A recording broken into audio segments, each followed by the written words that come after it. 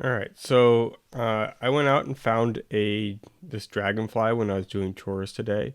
This is a green darner dragonfly. It's a pretty big one. It's probably 3 or 4 inches long. The wingspan is probably I don't know, 5 or 6 inches long. So I decided because it was cold to get some shots of it, and in particular, I wanted to get these white shots. And this actually is a fairly difficult subject to do, so I figured I would do a recording so that you can see what all I would normally do on editing one of these white shots. So I'm using Lightroom 6. I know a lot of people have the Lightroom Creative Cloud. I haven't upgraded to that, but most of these features should be available in Lightroom 6, or excuse me, in Lightroom Creative Cloud. All right, so the first thing that I do is I might check for focus. You can see that there's a nice detail. If I zoom in even further, you should be able to see, maybe not. Can't quite see the ommatidia, the little individual compound eyes, but overall, I think that this is a pretty good focus on this animal. So the first thing I generally do is I'll crop. For this, I like nice straight lines, so I want it to be kind of in the center of the photo, and I'll crop sort of tight because these white shots, these really are for like print for magazines. They'll crop out a lot of the white, so it's not really, you don't need a lot of empty space.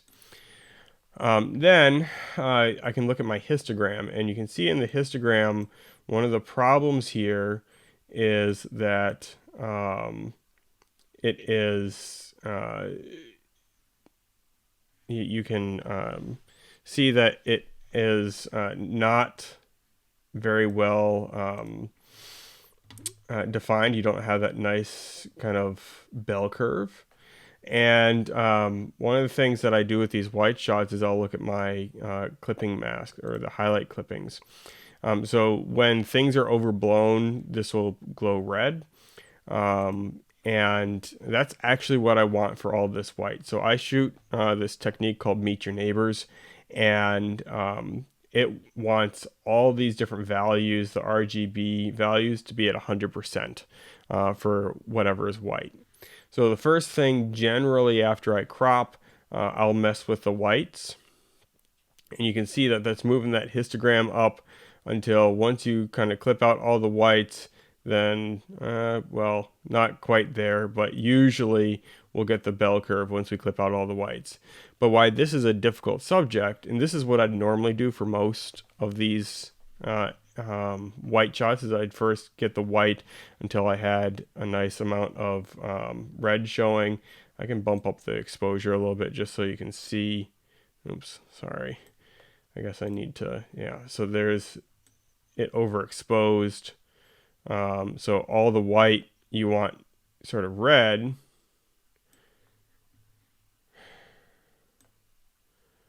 And generally what I'll do with most of these sort of white shots is I'll play with the white slider until at least the animal is red, and for this other stuff I can use the brush tool to sort of get it to 100%.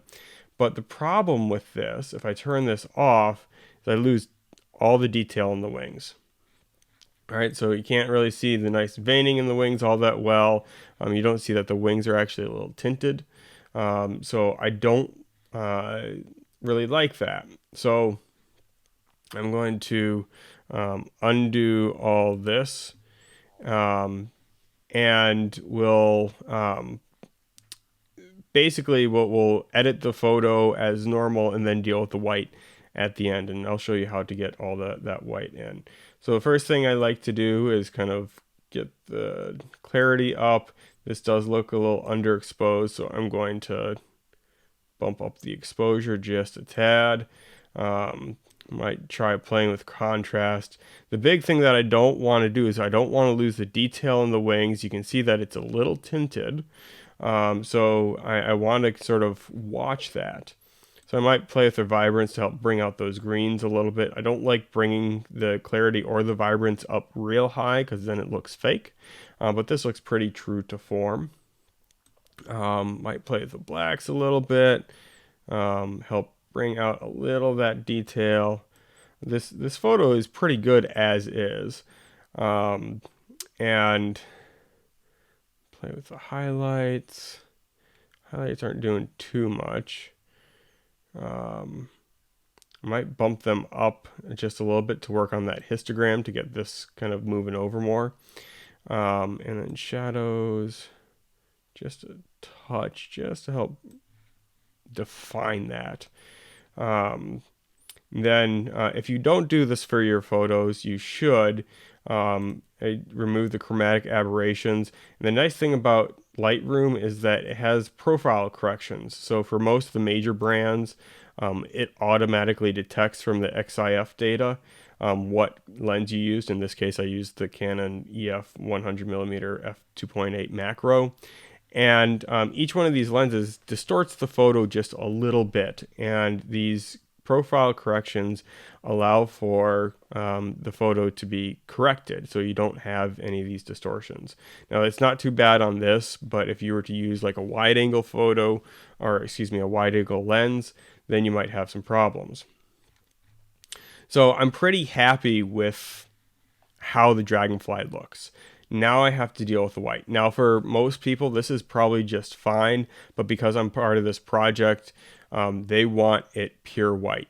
And if you were to post this on Facebook or Twitter or whatever that has a pure white background, this actually would look a little gray, and it's not really all that attractive. So essentially, I'll turn this on, I'll zoom into one part, and then I will start with the brush tool. My exposure is at 4. That's fine. I just want to overexpose all of this. So one thing you can see, you might be able to see, it actually is exposing it, overexposing it, but we don't have any red showing up. And that's in part because I haven't messed with the whites. So I'm going to have to mess with the whites just a tad. You can see that rather than moving those to 100, I only have to move them to 8.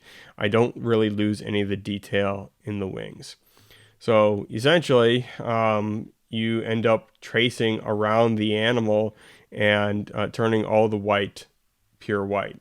Now, one of the things for this in particular that I'll do is I'll use this auto mask. Essentially, if you click on white and you sort of overlap a little bit with this edge, it's not going to overexpose that edge. It's just going to overexpose whatever the color is that you originally clicked on. So it's kind of useful for these things. So with that, I'm going to speed through this. You won't have to sit here for the 10 minutes or whatever that it takes me to edit this. I'll just fast forward through it.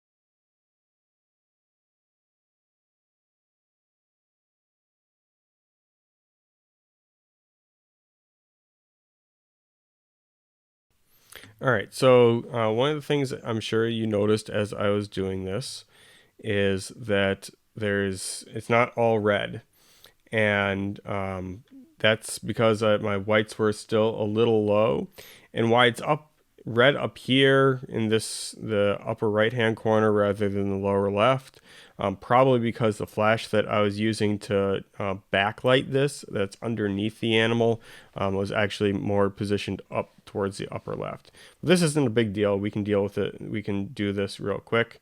You can see that, boom, just play with the whites just a little bit. You might need a little bit more touch up. I try to minimize that so I don't lose detail in the wings.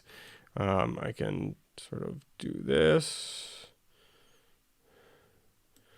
And then actually what I'll probably do is I'll be done with this, and then I'll do one more brush just to really overexpose this last little area. So now if we close this, we can see that the wings are still pretty visible. If we zoom in, we can pretty easily see that there's still a lot of detail to the wings, a lot of color to the wings, and we don't lose all that detail that we would if we played with the whites a little bit too much. And I'm just going to play with this just a little bit. So this is one way that I really do not like, but it's sort of unavoidable for some of these really light colored animals, particularly the ones that have these see-through wings. Same thing with fins and fish. You often have to come through and do additional touch-ups to really get all this so that it's perfectly white. But this is pretty good. This allows us to keep a lot of the detail of the wings. We can see that it's not overly exposed, overexposed here anyway. Yeah, this would be a fairly good edit. This could be publication quality. You could post this on Facebook and there wouldn't be a gray box. Nothing like that. My preferred method is to just use the white slider and not have to go do those manual touch-ups because we do end up losing a little bit of detail. You can see these little fine hairs on the animal along the edge of this animal and up here. They're a little bit washed out. It's hard to avoid that. I find that if I just use the white slider and don't use the manual touch-ups, that we can still maintain some detail there.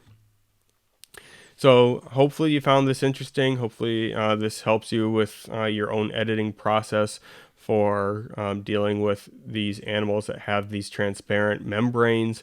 If you're trying to shoot on white, if you're trying to get it perfectly white, this is what I do. There are probably better ways to do this. If you know of one, please feel free to leave a comment because I'm always looking to improve my method. But this is one way that I found has worked, and it gives pretty good results.